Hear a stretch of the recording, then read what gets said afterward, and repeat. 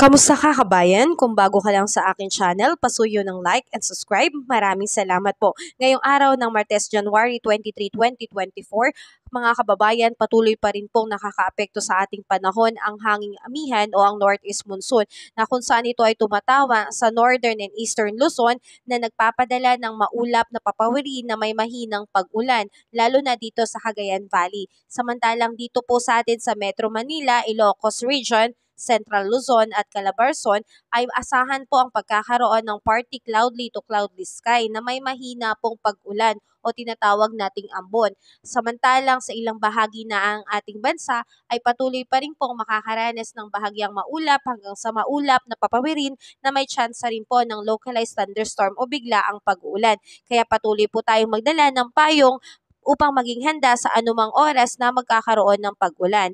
Asahan po natin bukas, particular na dito sa Luzon, Silangang Luzon, Cagayan Valley at Aurora ay magkakaroon po ng maulap na papawirin at may tsansa pa rin po ng mahinang pag-ulan. Samantalang dito sa Bicol Region ay patuloy na makakaranas ng cloudy sky to cloudy sky na may tsansa rin po ng localized thunderstorm. Asahan din po natin mga kababayan sa Palawan ang pagkakaroon ng partly cloudy to cloudy sky na may mahinang pag-ulan o ambon.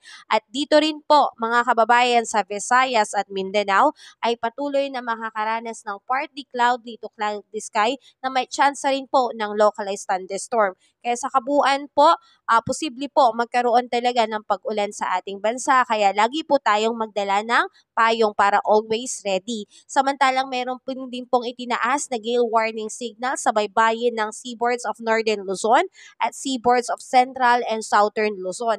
Kaya ang ating mga mangingisda ay hindi po munang pinahihintulutan na pumalaot dahil mapanganib po magkakaroon po ng malalakas na alon sa karagatan.